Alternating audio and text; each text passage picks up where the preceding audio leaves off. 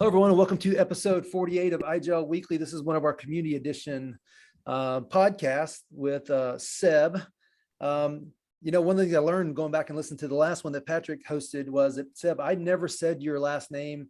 I always kind of pronounce it English-wise, Perusat. Say it in French, the way a Frenchman would say it, and I'll try to practice it. Honestly, it's extremely gentle for you, but you're definitely not obliged to. It's Perusat. Perusat. Think about Peru, like Peruvian, and Sat, like satellite. That's, Perusat. I would say, that's great. Well, like that's how I do it. Perusat. That's how I've done it. Nice. And then Patrick kind of rolled out very French sounding. And I was like, man, but the most time I just call you Seb because everybody in the IGEL world knows you. That's Seb, perfect. So Patrick Toner is with us on the XenTegra side. Patrick is one of our solutions architect, former IGEL employee, and knows IGEL inside and out. Kind of our IGEL secret weapon. Whole company is XenTegra, is big IGEL fans. We know a lot about it, but Patrick's our top secret weapon when it comes to IGEL related discussions. Chris isn't with us. I think maybe the first one he's ever missed, but Chris isn't with us. He had something else to do today. Totally understandable. Heck, I've missed plenty of these things, but the show must go on is the idea. So you have that little pastry behind you. Is that a pastry on the desk behind you? A what? Is there a pastry on the desk behind you? A pastry? Pastry. Over there. Over there, yeah? Is that something else? No, it's a candle. It's a candlelight holder. Oh, okay. It's from my wife. I mean, what comes from me is a racing car over there, and that's from her, obviously. Yeah. I'm just giving you a hard time. I'm hungry is what I'm trying to say. Does look like it's All right. So let's see. So the topic this week, and you guys will maybe find this funny. I had to cut Patrick off because Seb posted the topic and Patrick got all excited and got ready to start talking about like, no, wait till we hit the record button because that's why we're here. Take great topics that the group comes up with. In this case, the community side, Seb quite often has the idea because he's been working on it and thinking about it. And so we jumped into it. We'll jump into it now, but we want to do this in front of you guys because it's going to come off genuine and honest and real. But the blog, which in most of the cases it's a vlog, which is how to use IGEL OS disk encryption.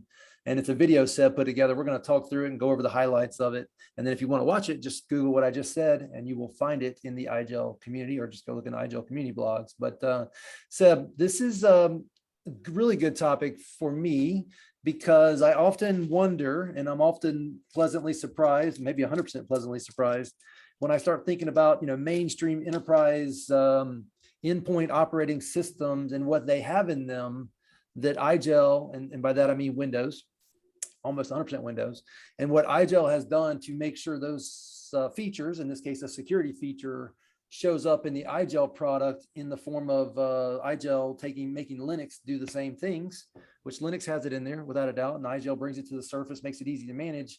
And disk encryption for the operating system drive is one of those things I've often wondered but never asked about. So it's really good that you're bringing this one forward. Happy to do so. And by the way, it's really hot off the press. Doug just released the video, I would say 20 minutes ago, so we're just right in time. So it's a tutorial recorded last Thursday or last Wednesday because of some interest in the Azure community and asking how to deal with that specific topic. So it's really quite new and brand new, not to say. So before we jump into the meat of it, let's go to Patrick first. Patrick, why is this important? Well, I think it's important for a few reasons. We talked about admin passwords. I think it was last podcast or the one before. You want to have a layer of security around, users being able to access things. So this obviously takes it a step further, where you're able to set a password or some sort of encryption on the device itself. You don't have to worry about, well, it says here on the screen, actually, as I'm speaking, something like a UD Pocket going missing. Well, it's fully encrypted. It's got a password set.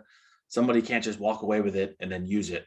So, it was funny. I was about to say to Seb before this started, this was a feature that was on the IGEL roadmap for quite a while. And then when I moved over from IGEL to XenTegra, I think it was right around that time that this released. So this is going to be kind of new to me, this feature. I haven't had an opportunity to configure this with a customer. So I did get a little excited. I'm excited to kind of see how this works and learn from Seb here. So I guess my comment of, does IGEL have this, that your, Windows mainstream operating system? I guess that's timely because it didn't, but as with many things, you guys recognize needs that need to happen and you put it in the product. That's right. Sometimes in a quite good old German way. So between the time where we see a need and the time we implement it, we are thinking about the topic 10,000 times, but finally it arrived in our product. And I must say, I was asked a couple of times in enterprise project, especially, can you use TPM? Which kind of encryption are you using locally? Can we encrypt the operating system partition in general? What happened to the user data if the UD Pocket gets stolen?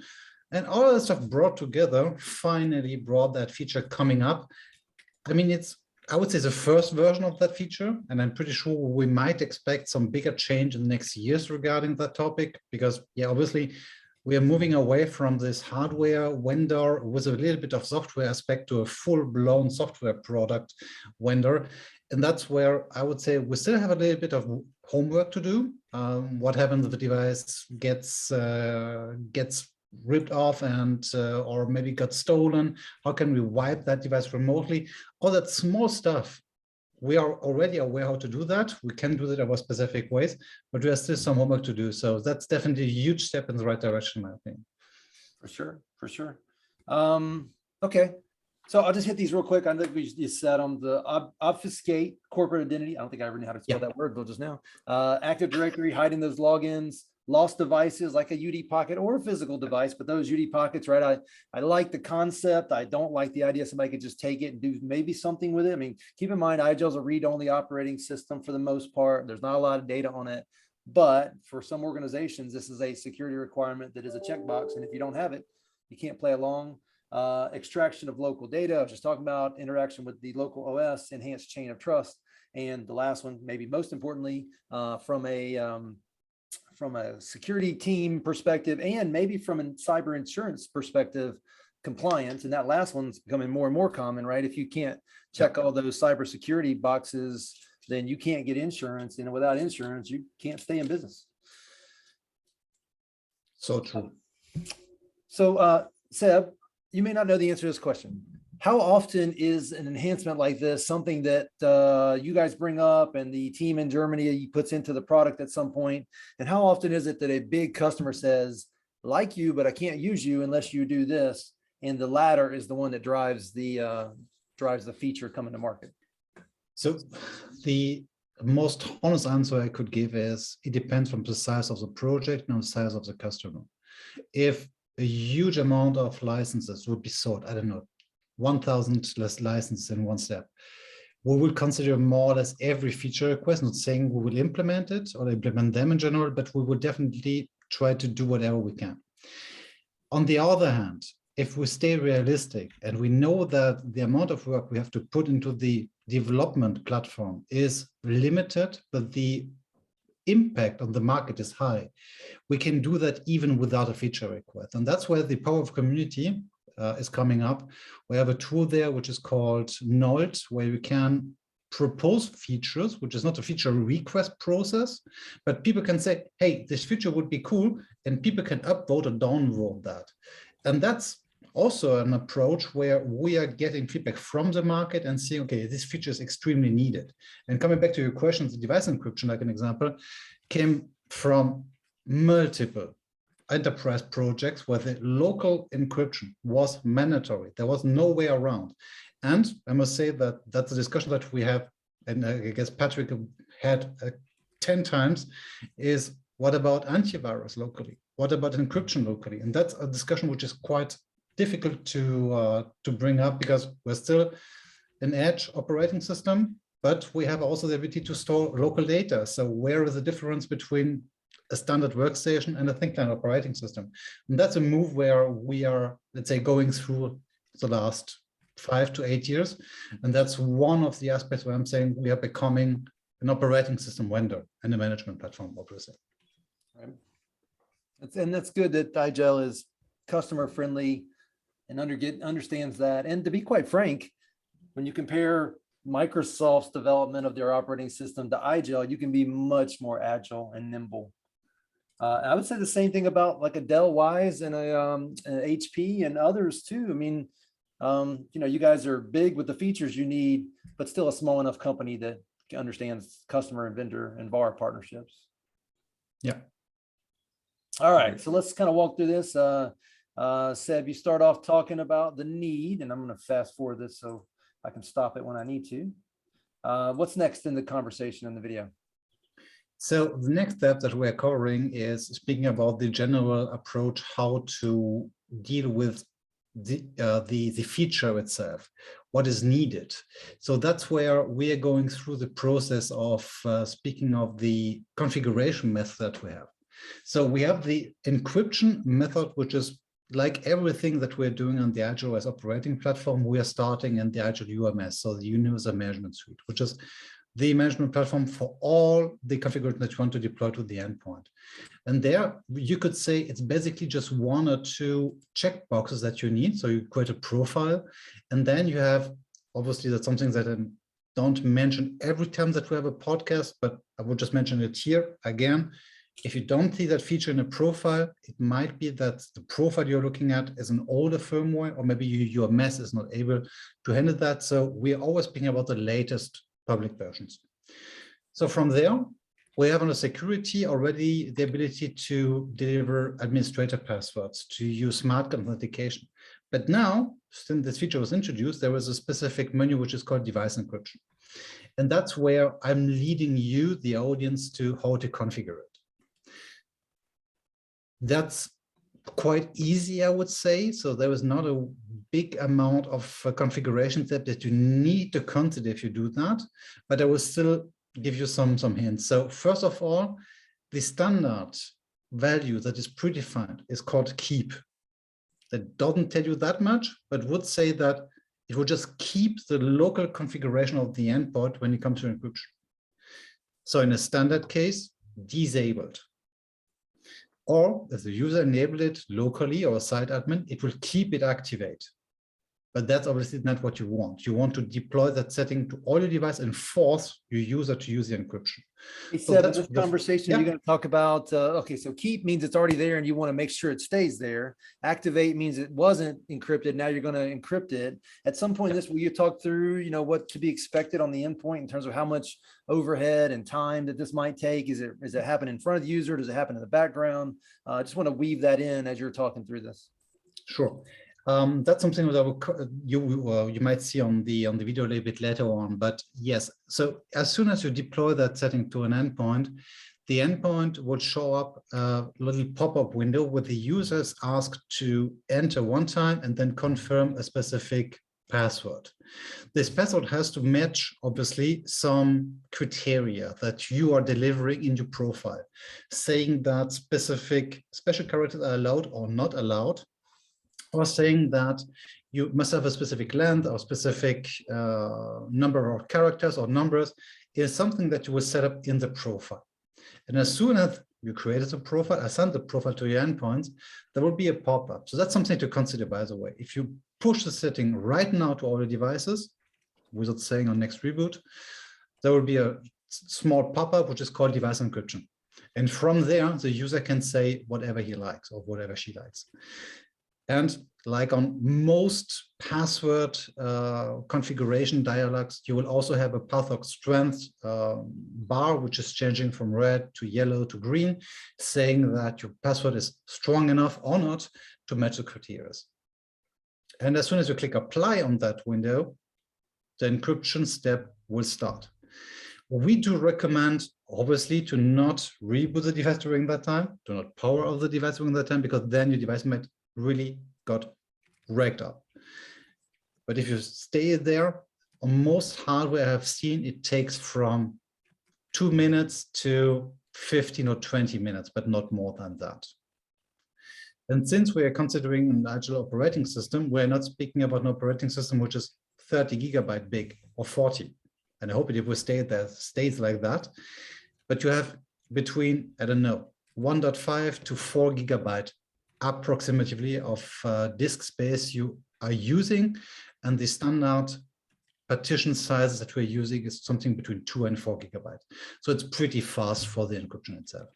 And Obviously, we didn't mention it, but we are not speaking about a full disk encryption, but only about an operating system partition encryption. So we're not encrypting 500 gigabytes of data or of sectors, but really what we are needing for the operating system. That's where we are on this configuration window. Obviously, like on every IGEL step, everything is described, so you will never have something which is disappearing or going to the background. You always have the ability to see where it happens, and if it takes too long, you are allowed to start a session and work in parallel. I just would have an eye on, if you're using a laptop, that you have enough power supply to do that during the step. Hey, okay, good, really good point about the laptop. So if it died in the middle of it, that'd be a really bad day, I assume, right? Yeah. I mean, And it's IGEL OS, right? So you can reflash it quite easily, but Yeah. still it's something that you have to keep in mind, right? And as far as the password setting, and Patrick, I want you to chime in here. You probably have a lot of comments or questions. Is it up to the person sitting in front of the screen to set that password, or can you set that password systematically from the UMS? For the moment, it's only user-based. So the user has to set the password. And that's what I mentioned at the beginning. It's a first step of that product, right? So we might expect some changes like setting up a general password, or maybe having a password which can be reset by the user then if you want to change the encryption. But for the moment, it's really user-based. Yeah, that was the one question I was already hearing in my head from customers. What if my employee forgets the password? Yeah. So it's a total reflash at that point. That's what we do recommend right now. Yes. Okay. So And the thing that I would mention, that wouldn't be, so Yeah. guys, I have a question. So if you have Sure. to reset the thing, and Seb, you alluded to it a minute ago, if you had to re-image it because it's encrypted, that's okay. We're just going to overwrite the encryption at that point, or is it just unusable? no, you can definitely flash it. And that's the way how I had 2 times the situation in the last months where it happened, where the customer could recover the device. Obviously, you don't have to migrate the old settings. In that case, it's a specific switch that you have to switch on or off if you want to keep on or discard them in the OS creator process of reimagining the device. But that's something which works pretty fine. Yes, Just and I'm because guessing we- too here, Seb, this is a one-to-one device type of configuration, right? You know, so customers who have shared devices, this is not in play, unless they would, Yep. you know, sharing a password amongst the team is probably not going to Right. be really practical. Or write it on a post-it. Yeah, exactly. Yeah, post-it note. No, That's where security really comes in. Post-it notes. Yeah. Okay, so guys, I have a question. Definitely. This is version 1. I understand that, you know, in the world of, say, Windows, this disk encryption stuff kind of happens under the scenes, and the users, plural in this case, wouldn't know it. Is that where this is headed? Or is this the intent of the product the way it is today? If you ask just myself, I would say it's not the final version, since we're missing specific steps like the remote recovery, like what happened to the device just, is somewhere under the desk and never restarted, and the device went over to another employee. I couldn't remember the password. And that's the steps where I'm saying, as soon as we are speaking about the upcoming versions of the UMS and OS, which we might expect someone this year, we might definitely expect there a huge change in that behavior. That's what I have been told. So for the first step, for the OS 11 version and UMS 6 or 10, that's where we are. But from all the Windows or Mac OS based administrators who might already have used that for their Firebolt or BitLocker, please expect that it will get smarter than it is at the moment. Definitely, yes. Yeah. Okay. Well, in some cases, because IGEL is so secure to me, and this is just a matter of checking boxes, but I also get it. Hey, so maybe I missed it, but let's say you're using Workplace. Okay, so it's going to come up. You're going to have to enter that password now, and then you would enter your username and password. Let's say you're AD, you log in as an AD user. That would be a second currently login at that point, or your Citrix login would be a second login. Something would be a second login. Okay. Yes, that's the short answer. And I would add, so the main goal is, because that's what I have been asked on my projects from customers. Hey, we're deploying corporate identity files like a wallpaper, like a specific session name. So the Citrix icon name on the depth is already holding company data because, yeah, they are used to. Or they're having specific customer logos already in the start menu and whatever you think of regarding corporate identity. Yeah. That's the first thing that we're trying to deal with. You boot up a device that you find somewhere on the street. I mean, speaking of a UD Pocket, you don't find laptop that often on the street, but if you boot up a UD Pocket on another PC, you will already see the customer name. You will see his wallpaper. So if you want to target this, this environment, you already have first information that they're using Citrix, the name of the, maybe the names of the customer, because you saved the last username in the Citrix Workspace app client, might be, and then you can go wider. That's what we are trying to avoid with the pre-boot authentication. That is my best name for the device encryption, because the pre-boot authentication covers it a little bit better than the encryption, in my opinion. Because when you boot up the device, what we are activating today in the tutorial and on the podcast is a pre-boot authentication, which will then decrypt your disk. So, or decrypt your partition, to be more precise. So you have, before you even see something, you will get a device encryption is active window where you have to enter your password. You don't have to use a user, just a password that you define. And then from there, as soon as you hit enter or the little arrow, it will decrypt and start the rest of the operating system to the desktop or to the Active Directory login screen. And Seb, that's what every time the device boots up? So every time you do a reboot or start the device up for the first time, the user will get a prompt. Reboot 2. It will cover the reboot and the cold boot, both of them. Got it. So yeah, we can call it maybe too secure sometimes, but that's, yeah, that's the case at the moment.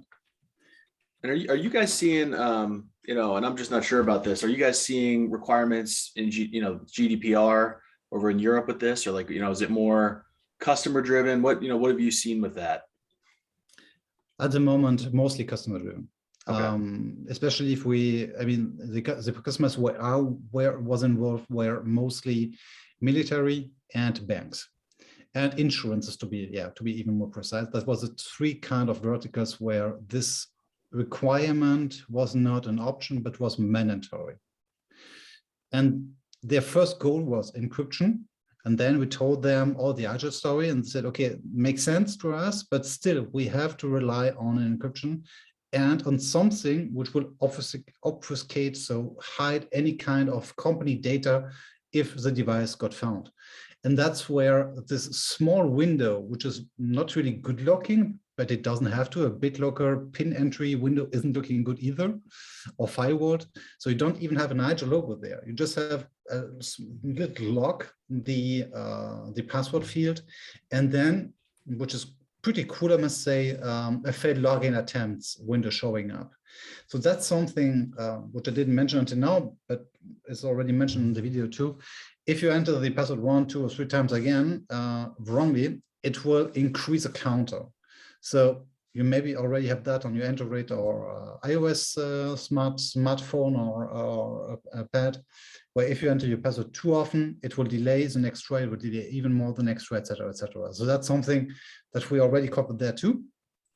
And just because I made that mistake on a BitLocker in the early days, BitLocker is, at least it was at that time where I tested it, on American layout. So I had not a PIN, but a real password for the BitLocker. And the password was containing some specific characters. And it was just locked out because I didn't thought about the American layout. That's not the case here. The IGEL operating system is such intelligent, I must say, that you have already on the screen a drop-down menu where you can choose every keyboard layout that's in our operating system, no matter if it was configured in a profile or not. That's not the case. It just covers everything, because you might connect your UD Pocket to a device where, I don't know, Chinese that keyboard is connected. Okay, Chinese might not be the best idea, but let's say Danish or Swedish or Canadian layout, and you might fail because you don't have your typical characters. That's something that we covered. And then you might ask, what about touchscreens? It's all there too. So you already have the ability to open a touchscreen keyboard there. So that's pretty cool, I must say. So, we talked earlier, Seb, about it's not a fit everywhere, like one-to-one, it's got to be a one-to-one device. So what would your recommendation be for, an organization where they say, okay, we want our work from home users that use this feature, but all of our on-site thin clients, they're going to be just, no local encryption. They're shared. Maybe they're doing hoteling. They're shared devices. What's your suggestion there? That's a tough topic, obviously. Which kind of specific use case were you thinking about in that case? Well, I'm thinking like so this is set by profile, right? So you could in theory separate this out, by directory, right? So if you have work from home users, let's say 100 work from home users, you could just only implement this for those 100, correct? Yeah, absolutely. Okay. Absolutely. Very good. That's if someone might be interested in that approach. We have a couple of features inside of the IGEL management platform, which are called default directory routes. It's just one example, but we have a couple of other approaches. That might be the most common one. And saying as soon as a teleworker is starting his device, we're not speaking about the device encryption, but starting the device, it will usually connect via the ICG, so the IGEL Cloud Gateway, which creates a connection between outside devices and your internal UMS measurement system. So from there, you can say if the device is started via an ICG, don't put that specific policy on, or if you want to, you can activate it there. Or saying if the device is holding a public IP address, then do that or don't do that. So yes. Got it. Hey, Seb, how likely and capable is it? How likely is it somebody would want to unencrypt it? How capable is it of unencrypting it? I would not say that it's impossible, because nothing is impossible in the IT world. I would say it's highly improbable for standard persons like you and I. If you're using extremely powerful NVIDIA decryption systems, which are used by intelligence, etc., by army intelligence and all stuff, obviously it can take a few days and then you're out. But we still have to think about the aspect, what would be the use case? The person would have then an operating system which is still secure, where still passwords are hashed, are encrypted, where the configuration and data is not stored locally, but still on your Citrix farm. So even there, if someone would really want to do that, he might, definitely. But I would say that the amount of time and effort that he needs to deliver to do that is not in the relation to what he would get. But it would definitely be a try, yes. So it is not impossible, but highly improbable. And the reality of it is you're probably going to want to just factory reset, or not reset, but actually re-image the device anyway to overcome that. Yeah, exactly. Hey, quick one-off. You guys should make this wallpaper you have here part of the IGEL OS built-in wallpapers. Yeah, it's pretty sweet. Basically, I'll describe it for people who may be listening at some point. It's some Vikings, it looks like, cartoonish Vikings throwing Windows and Apple and other operating systems off the side of a cliff because they just don't need them anymore. Yeah, that was one of the first wallpapers I used, I don't know, 7 years ago, something like that, when I had to deliver internet trainings. And since then, if I don't have to do something with a specific partner where I have to put them, their logo, etc., in my environment, I'm using just something more fun, because we're mostly speaking to people, to IT folks, to administrators, who are liking such kind of jokes, and mostly are not obviously some really Windows or Mac related. So it's always fun to see that. Yeah, if you would share that with us, that'd be awesome. I'd love to have that one. So, oh yeah, sure. In this case, you're in a section of the video called debugging. What? Why are you here? Why are you doing this? Just for one simple reason. Every encryption step holds also some risks. Nothing will happen on an encryption without having a small piece of of danger. So the first thing that I would like to mention to every listener is there are already other use cases where it's extremely important to have time and date set properly via a net-time protocol server called NTP. There are plenty of them, from certificate verifications, communication, ICG, so the Azure Cloud Gateway configuration and usage. But never forget that you also have a BIOS or UEFI where you have also a time and date set locally. And I wouldn't say it happened 10,000 times. That would be a lie. But I had one time situation in the community where after setting the password correctly, the device couldn't be decrypted because the time and date on the BIOS was just racked up. So it was, I don't know, something like 2004 and February when it was in July. So nothing was good. We suspect that the CMOS battery was down and wasn't able to hold the actual data and configurations, just a suspicion. So that's something that I'm trying to teach in the video, which kind of debugging steps I would try to follow if someone is asking, what can I do if it fails? I mean, you will not, in most cases, you might not recover the device. We have a few of them where it might work, but in most cases, you would just know where it hanged and where the issue is coming from. Okay. So anything specific to call out in the motions of walking through it now? Looks like you're going to factory default. You're just nuking it basically, right? Right. So we have already the ability to check in the pre-boot authentication method which steps are done before it fades. So we already covered in another tutorial with you guys, the verbose boot, which is giving where the Azure operating system is just showing a black screen or it's showing a logo. There's stuff happening behind the scenes, obviously, because it's not just showing a black display. We are showing something in the background. And to get that specific kind of information, you have to boot via the IGEL operating system boot menu, which is with the key escape on your keyboard, the ability to start into the verbose boot. And you would see if something before the password screen is showing up tells you something.